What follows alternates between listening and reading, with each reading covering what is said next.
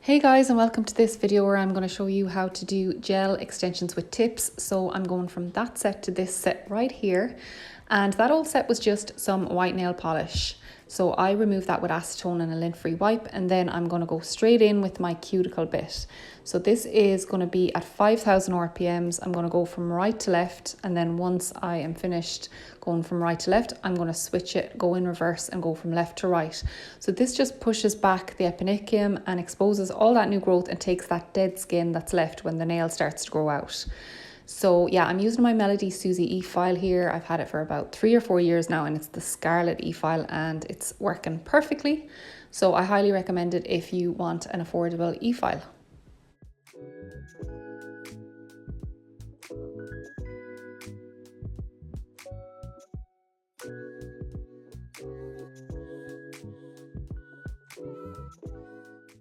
Also, just a little disclaimer, there's a couple of bruises on her middle finger and on her index, just in case you think it's a greenie or anything like that. It actually isn't. It's just some bruising that's healing nicely. She got them caught in a door about 5 or 6 weeks ago, but they are growing out perfectly, so we were able to put an enhancement over those nails today.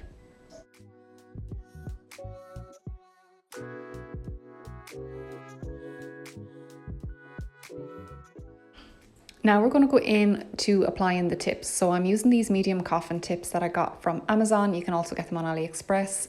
And I just applied glue to the well, but I clipped off the wings of the tips first. I find it's a lot easier to blend these tips into the natural nail when you have the wings clipped off.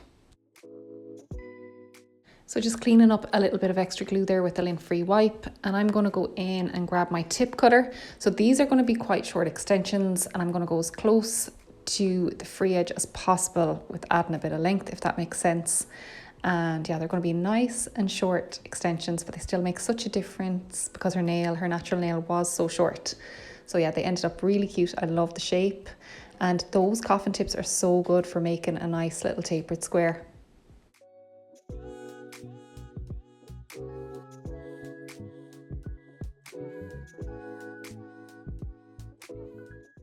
So using my mini mandrel bit, I'm going to just blend the tip into the nail right now. So when I'm doing this, I always try and go underneath where the tip meets the actual natural nail, and then gently move the sanding band up towards the natural nail and go very, very gently on this part. This is only at about 5,000 RPMs, and I'm not leaving the sanding band in any one place for a long period of time because you can get heat spikes that way.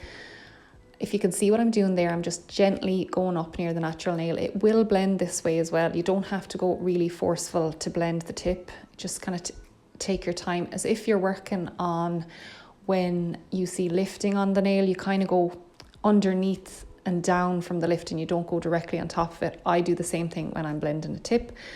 And I think these sanding bands work so well for everything when it comes to prepping nails. I love those mini sanding bands and the mandrel that comes with it, and I got those on Amazon as well. So once I brush off and clean up with acetone, I go in with my acid-free primer, and this one is from Glitterbell. So I'm just going to apply it to the nail plate and then drag it down onto the tip.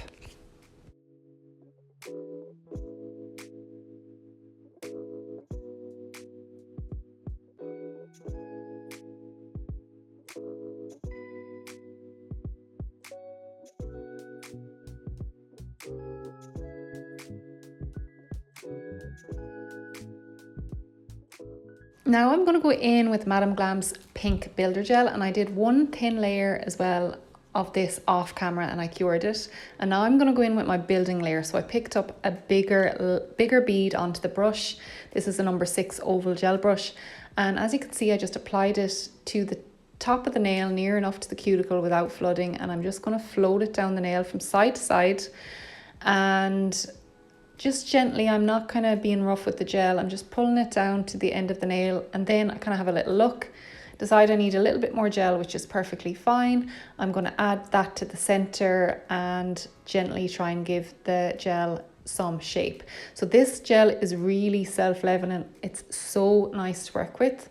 When I have this part done, I'm going to grab my liner brush and I'm going to pull that gel down to the sides before flipping it over and letting gravity do its work. But it's such a lovely gel to work with. I highly recommend it, and I do have a 35% off code from Madam Glam, which I will leave in the description box.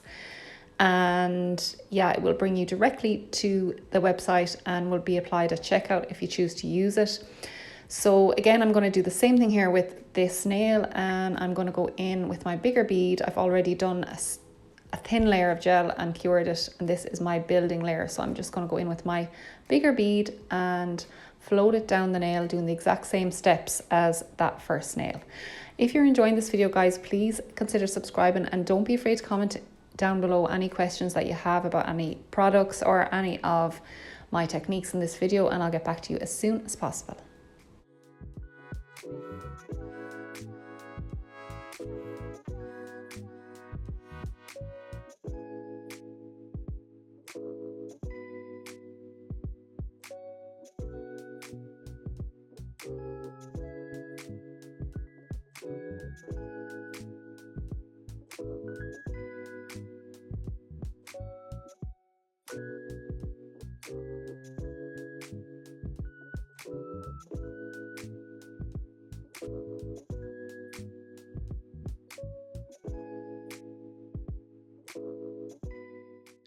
So next up, I'm going to do the decoration part, which is always the fun part. So I'm going to grab my McCart rhinestone glue, and we are going to use some butterflies, some pearls, and some love heart charms on this nail set. And they all look so girly when it's all put together. Everything is pink, but it just looks so pretty and so girly. I love it. So that's the butterfly and the pearl. And then next up, we're going to do the love hearts. So we're going to go in with a bigger love heart and then just a smaller one underneath. And once I have those on, I pop into the lamp to cure, and then I'm going to go in and top coat. So the rest of the nails are just going to get a normal glossy top coat, and then I'm going to top coat around the charms on the charm nails. So making sure I push up right against the charms, and that just helps them to seal in a little bit better, just pushing that top coat right up against them.